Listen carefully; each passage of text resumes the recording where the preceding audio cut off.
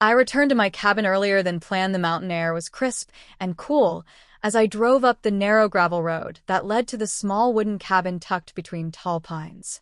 I had been away for weeks on business, and all I wanted was peace, a warm fire, and the quiet rustle of leaves. But the moment I pulled into the driveway, something felt wrong. The curtains in the front window were open slightly, and I could see movement inside the cabin.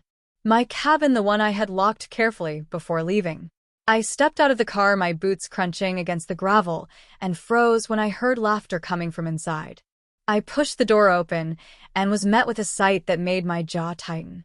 A woman I had never seen before sat comfortably on my couch with a cup of coffee in her hands. Next to her were boxes and bags, like she had moved in. She looked up at me, her face pale with surprise, but she quickly tried to recover. "Who are you?" I asked, my voice calm but heavy with suspicion. She blinked as though I were the intruder. "This is my place," she said, her tone confident, though her eyes darted nervously toward the hallway. Before I could reply, another voice came from the kitchen. Karen.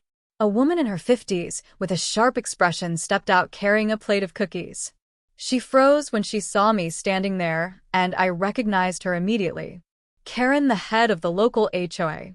She was known for her endless rules, constant complaints, and her belief that every property in the area somehow belonged under her control.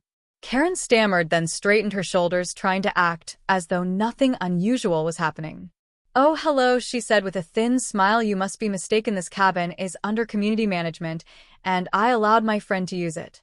I narrowed my eyes. "Community management," I said slowly. "This cabin belongs to me, and I have the deed to prove it."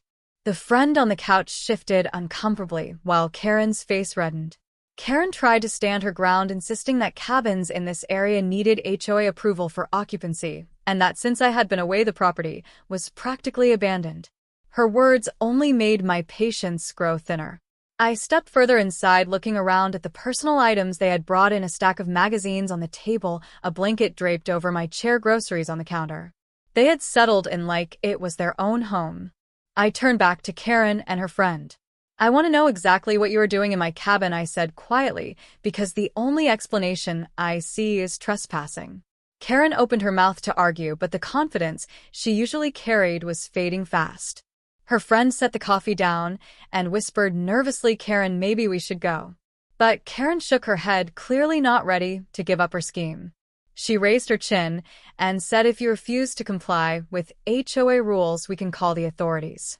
I gave a humorless laugh. "You really think the police are going to side with someone breaking into a private cabin?" For the first time, I saw real hesitation flicker in her eyes.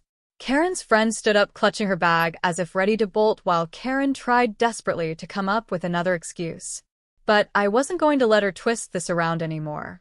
I walked to the fireplace, where I kept an old lockbox tucked away behind the wood pile. Inside was the deed, signed and sealed proof of ownership. I placed it on the table in front of them.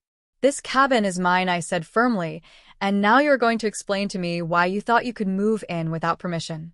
Karen's friend avoided my gaze, shifting toward the door. Karen swallowed hard, clearly scrambling for control of the situation. But this time, she wasn't the one holding the power. The silence in the room was heavy as they realized they had been caught red-handed in a scheme that was about to collapse around them. Karen's friend clutched her bag tighter and slowly edged toward the door, her face pale with embarrassment and fear. She mumbled something about a misunderstanding, but Karen snapped at her to stay put. Karen's eyes darted between me and the deed on the table, her hands fidgeting as if she could somehow erase the evidence sitting right in front of her. I crossed my arms, waiting for her to speak. Finally, she forced a smile, though it looked more like a grimace. "You see," she began, her voice uneven, "this was only temporary. My friend had nowhere to stay, and since you were gone for so long, I assumed it would be fine." Her words hung in the air, weak and unconvincing. I stepped closer, my boots heavy on the wooden floor, every sound echoing in the tense silence. "Assumed," I repeated slowly. "You assumed it was fine to break into my cabin and let your friend live here." Karen bristled, her pride refusing to let her admit fault even as the truth closed in around her. "This property should have been under HOA supervision," she said quickly. "If you had just joined the association like everyone else, none of this would have been a problem." Her voice was sharp, but there was a tremor underneath it. Her friend looked horrified at her words, glancing toward the door, as if calculating how fast she could escape without Karen noticing. I stared at Karen, unblinking, letting her words sink into the weight of the silence. Then I said, "You can argue about rules and control all you want, but the law is not on your side, and neither is the deed."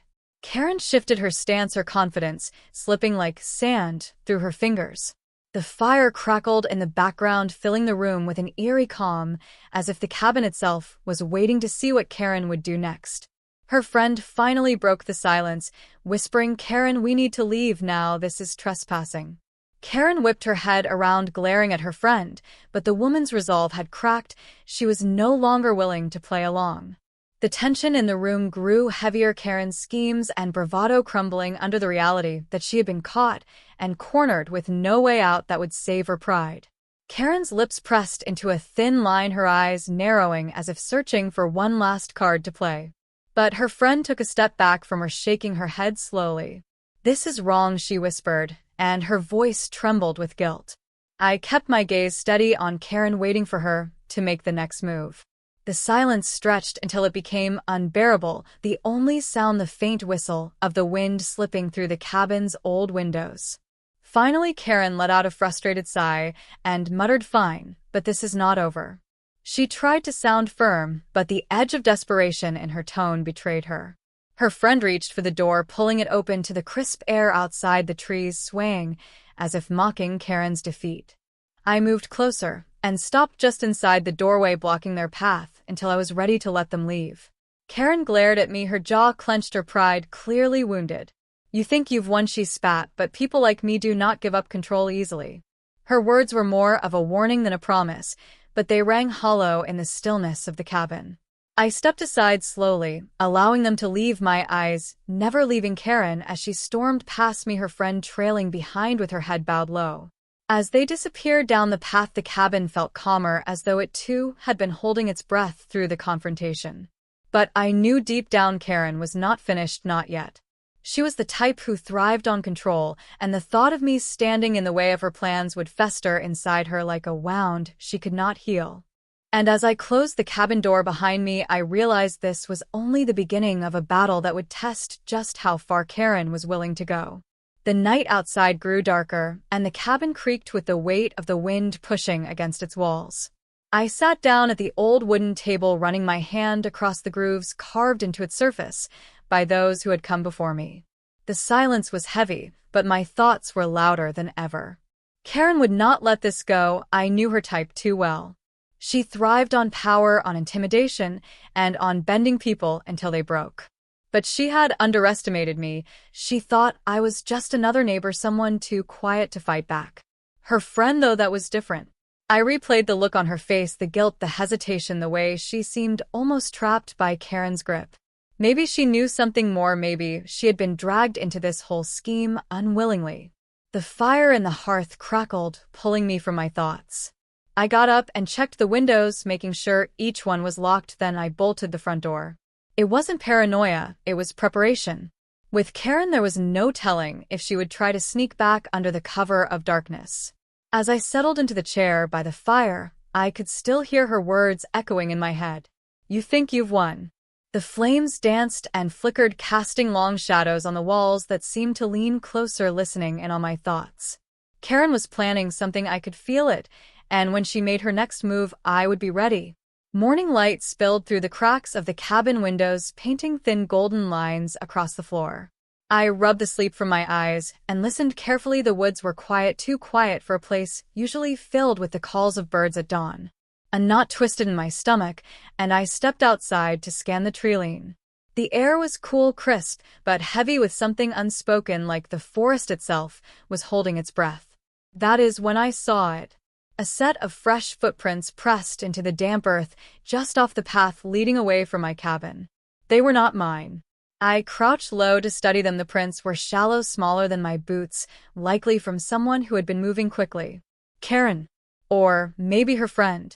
I followed them slowly, keeping my eyes sharp for movement. Every crack of a twig in the woods made me tense. The prints led to the edge of the lake, the water rippling gently, as if something had disturbed it not long before. On the shore sat a single object out of place, a scarf bright red. I picked it up and turned it over in my hands. The fabric was soft, almost new. It was not Karen's style at all. It had to belong to her friend. The pieces were shifting in my mind like puzzle fragments snapping together. Her friend had been here before the night was over, and she left in a hurry, leaving behind something she likely would not want to lose. But why? What had she seen or done in the dark hours while I slept? I folded the scarf and tucked it into my jacket pocket, knowing it could be important later. The lake looked calm on the surface, but I could not shake the feeling that something had stirred beneath its quiet face. I turned back toward the cabin, my boots crunching softly on the dirt path, and every step made me think harder about Karen and her schemes.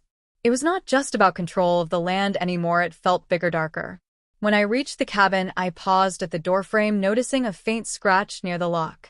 Someone had tried to force their way in before I arrived back early. Inside, everything looked the same, but the air felt different, heavier, as if the walls themselves carried whispers of what had happened.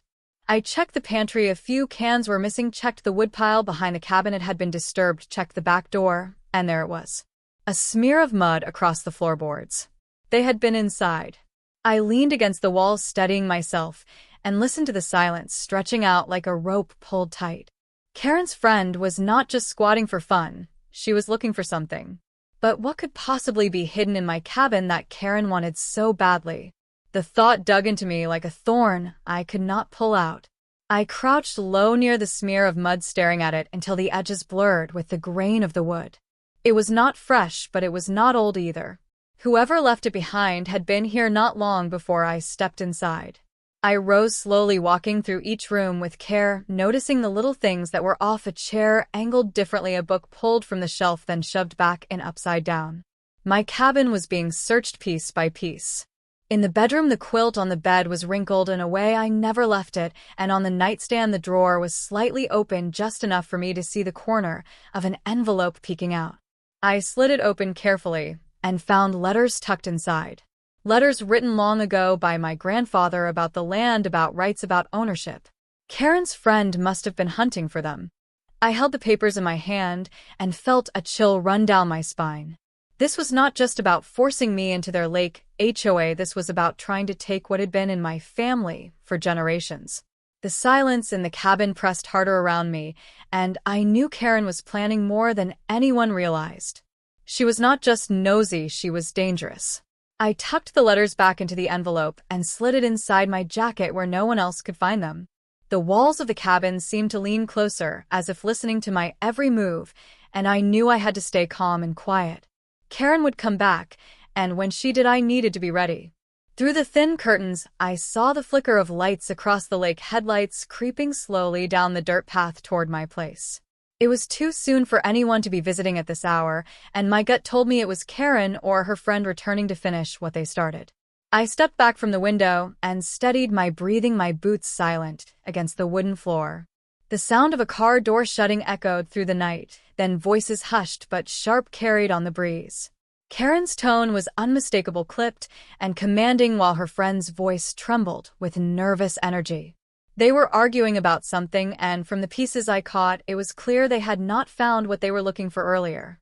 I gripped the back of a chair, listening, every muscle in my body tight as a bowstring. Soon enough, their footsteps crunched on the gravel outside the cabin, and the front steps groaned under their weight. They were back inside my home uninvited, and this time I was waiting. Karen pushed the door open like she owned the place, her flashlight beams slicing through the dark living room.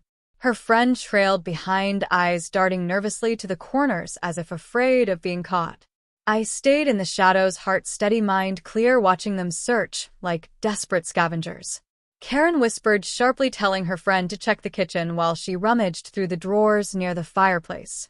The floorboards creaked under her weight, but she didn't notice. She was too focused on finding whatever secret she thought was hidden here.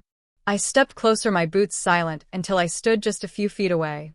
Her friend gasped suddenly, sensing the shift in the air. She turned her head, and her eyes went wide when she saw me standing there. Karen whipped around, the flashlight blinding me for a second before she realized who I was. Her smugness cracked for the first time as her jaw fell open and her grip on the flashlight trembled. I crossed my arms and spoke low enough to freeze them both in place. So, you decided to come back, I said, not moving from the shadows.